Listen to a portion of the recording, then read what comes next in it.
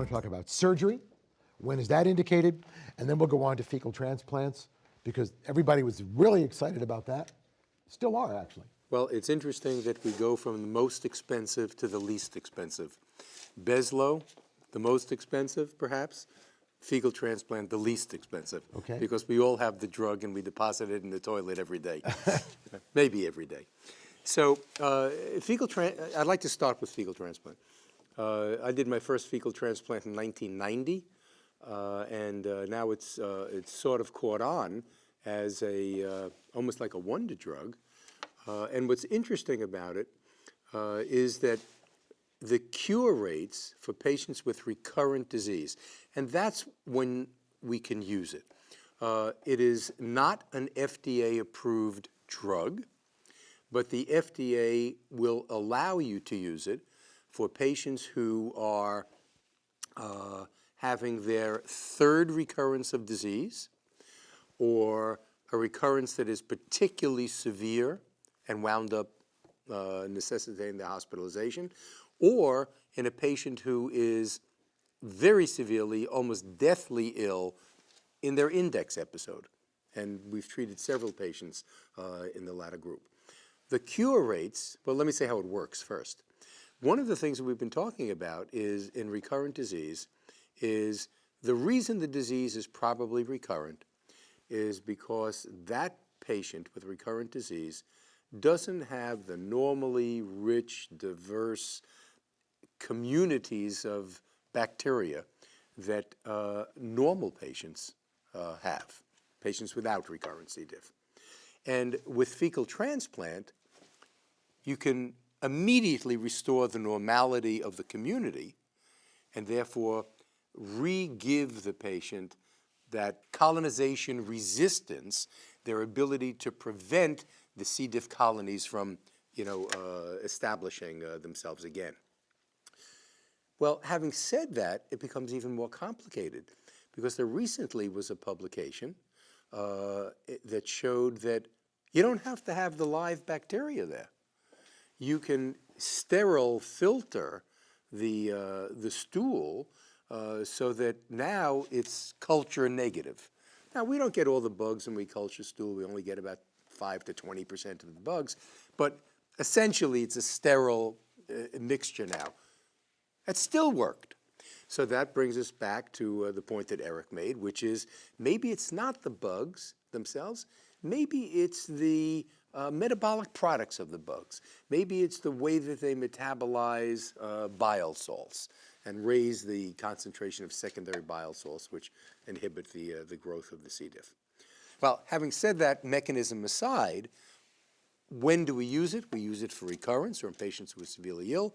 What kind of results can we expect?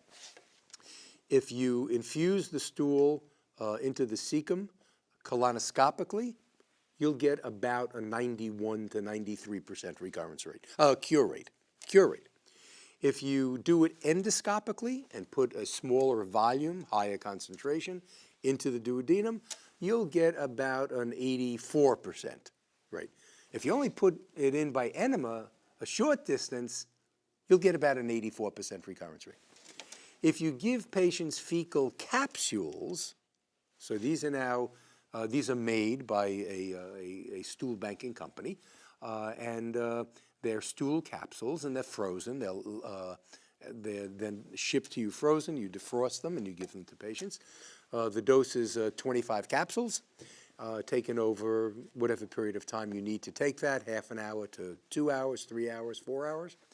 And that will give you somewhere around, perhaps a 75% cure rate.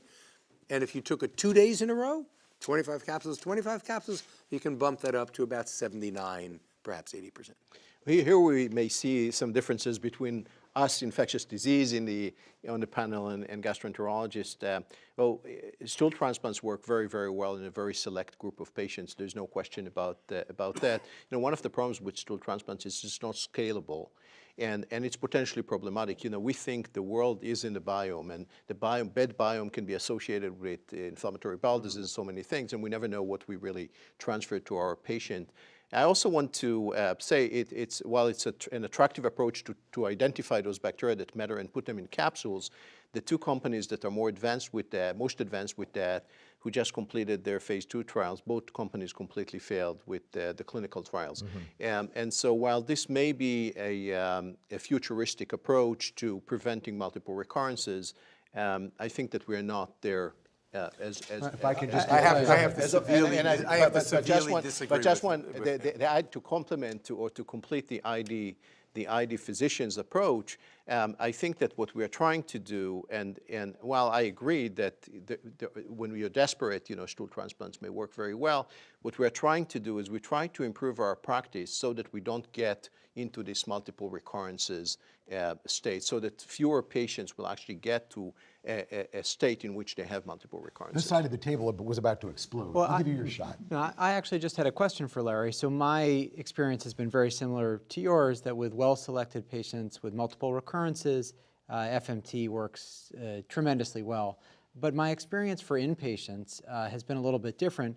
And when I've been called to be involved with a critically ill patient to do an FMT, I haven't had as much success. Now, I don't know if I'm being called too late in the game, and I wonder if you could tell me about your experience there, what it's been like. So now we come with my severe disagreement with you. I'm going to pass on for the moment. Yeah, right. Okay, but now we're sort of flirting with a patient who, do we call the surgeon to take out the colon or part of the colon, or whatever surgical approach we want to use to this, because sometimes you don't have to take out the colon.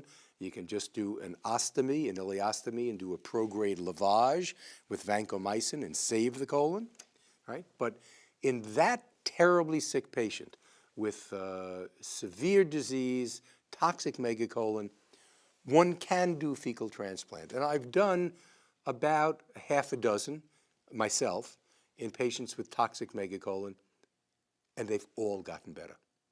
And sometimes you can see the betterment, if you will, within an hour. I have seen patients with terribly high fevers, big belly, white count in the 50 to 100,000 range, leukemoid reaction, and 3 hours after the fecal transplant, the belly is already down, they're less tender, they're now more awake, their white count is dropping.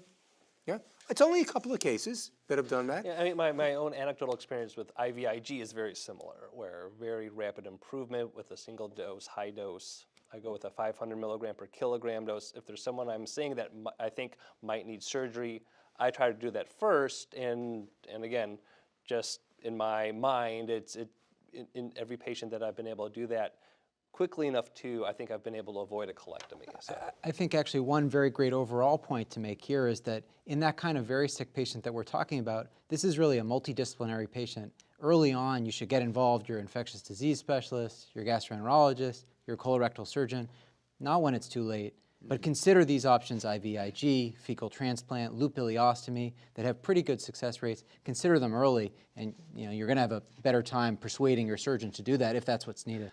With a paper by Camerata, an Italian paper, in which they were administering fecal transplants by colonoscopy. The first two patients that they did both had pseudomembranes seen at colonoscopy. They did the fecal transplant.